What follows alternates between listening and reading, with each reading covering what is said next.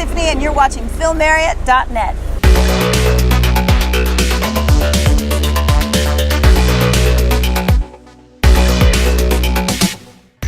So today I am at St James's Park in London with the fabulous Tiffany. How are you? Good. It's so good to see you. It's good to see you. And the best place for it as well. It is, isn't it great? There's a lot of action today. Do you love London? I do. Well, I mean, this was the first place that I traveled, you know, outside of the US. Yeah. And I came here and I landed at Heathrow, and there were so many people that knew my name and jean jackets and all kinds of crazy hair, so representing the 80s. So I've fallen in love then and been in love ever since.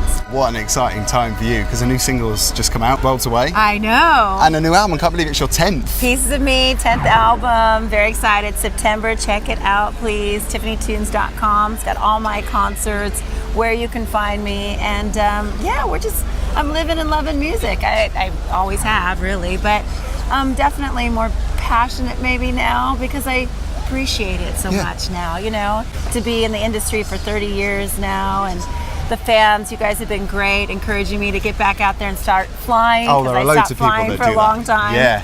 It's definitely been a journey. You know, I think I've always envisioned myself maybe to do more of the rock kind of side of things, pop rock a little bit. I'm a big Stevie Nicks fan. You know, and I was very nervous about recording I Think We're Alone Now in the beginning because it was so dance, it was so pop.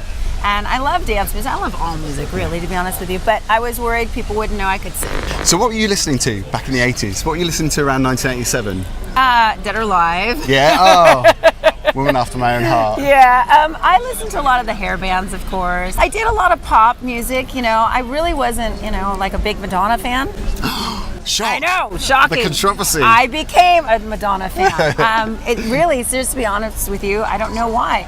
Maybe because I wasn't into fashion and I was really plain, and I don't know, it's just, I'm from LA, she was from New York, it's just a whole different thing. But as I started to learn more of the music industry and how much she means to pop culture, music period, because now I'm a huge fan. That is a strong woman, isn't it, Madonna? Yeah, it's a very strong woman, Wow, and she's been really an inspiration, I think, to me, about just keep going, doing what you love.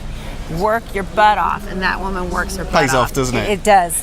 We got to talk about Mega Piranha. Oh, well, very serious stuff.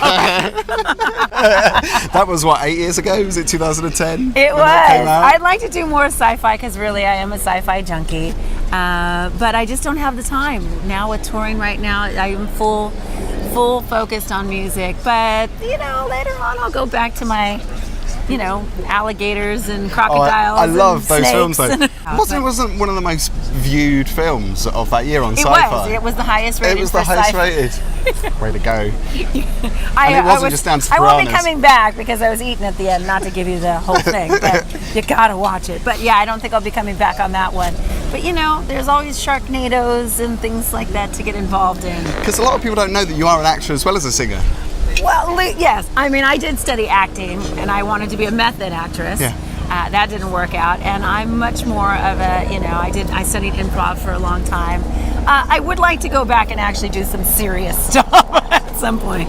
But it's good to do the fun movies too. You know, it's just easy. I was a kid, you know, growing up in a huge backyard, and I always had monsters chasing me. I have a vivid imagination. I was a tomboy, so I'd climb trees, and you know, and that was my whole thing. So that's really what the movie was about. Well, you're an artist, you're a creator. Yeah. You got to have a vivid imagination. I got to go back to my childhood. Thank a little God bit. you have got and one. Thank you, Mary Lambert, who directed, and she's become a great friend of mine. But the opportunity to work with her was amazing because she did Pet Sematary and Madonna's video, Like a Prayer. We got to talk about Debbie Gibson as well, because I know that you have played with her on tour and you've done festivals together. Because back in the 80s, obviously in the late 80s, she was also a competitor singer. Yes. Was it a competitor though? Was it a rival back then? No, not really. We didn't even know each other. We never had time to really sit down and talk to each other. We were always touring. Quick little red carpet, you know, photos and things like that. But we were not rivals. That was all made up. I think it probably distanced us a little bit, and we got tired of saying, you know, it's hard enough to say where you're going to be in 10 years, let alone then have to comment for somebody else. So we were so connected to each other. It was like, oh, not another question about Debbie. And I know she felt the same way about me. We've gotten over that. We're girlfriends now. We don't do a lot of music together, but we are going to be touring a little bit, going to Singapore and Manila. Oh, amazing. And I think Taiwan as well. So we've got a few shows on the works. I'm a Celebrity Get Me Out of Here, which was back in January of this year. Yes. You've done a few reality TV shows. This one, I would say, probably the most challenging, was it, though? It really was. Yeah. I got in a little over my head. I could not do that. I'm glad I went. I learned so much from it. I spent 19 days in the jungle. I lost a shitload of weight. It was great. Yeah. You know, I met good people, Shannon Knowles, Jackie Gillis. These people become really good friends of mine. So that was great. But the jungle was hard. It was really, really hard. Were you nervous about appearing on the show? I like camping, so I wasn't, but you don't worry about snakes and things like that. I got over that very quickly.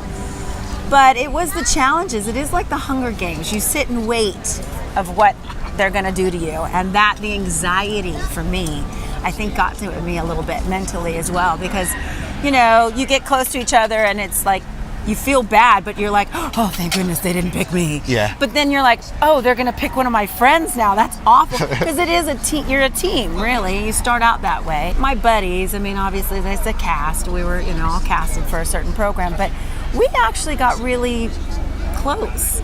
And that's a rarity, really, on a lot of reality TV, you know, TV situations. But I got a good group of people.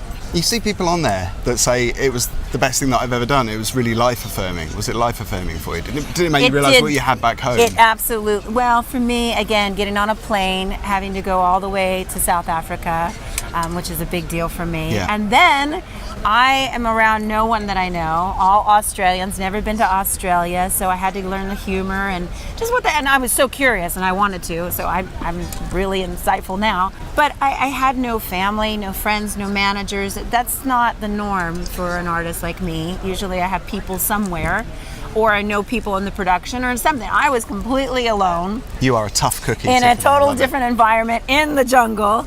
And I took 2 planes, small little planes, little guys, you know, technically by myself. They had a handler for me, but I had just met him 5 minutes before. Yeah. So that was very different for me. I mean, that is tough in itself, isn't it? I'm still learning to fly, Yeah. and you know. But I got in there and I was like, well, just keep going. So I definitely grew. A lot of people are on YouTube. It's big now. Yes. The modern pop culture that we have with YouTube. Is it something that you would consider, like vlogging, to document your life, behind the scenes type stuff? Because I would imagine a lot of your fans would want to see that. I definitely probably should get involved more. I'm a little kind of a latecomer to that. I'm very active on, you know, Twitter and Facebook and Instagram. Do you like social media? I've learned to like social media. I'm an open book. I mean, you ask me, I'll tell you. We could be here all day. But it's a job. I mean, you got to always, and you know, I look crazy doing selfies all the time. I mean, it looks a bit obnoxious, I have to say. So, but I'm getting better. I'm getting better at it. You know, for me, Beautiful is a song that I think really works for the modern now and a little bit of retro feel. It's going to have you standing up. I mean, I've been doing it in America, and people are kind of, the reaction is, did I miss a single? Did she have a hit? What? You know, and that's not a bad place to be because they think it might be a little bit of retro, but it's not taking you way back there. It's still modern at the same time. So, you know, to find something that really blends the two worlds, it was a little hard, but we've done it. We've done it. We've done it well. The new single is fantastic. I've got you. to say, I really love it, and I wish you all the best with everything. Thank you. It's so good to see you, Tiffany. Thank you, babe.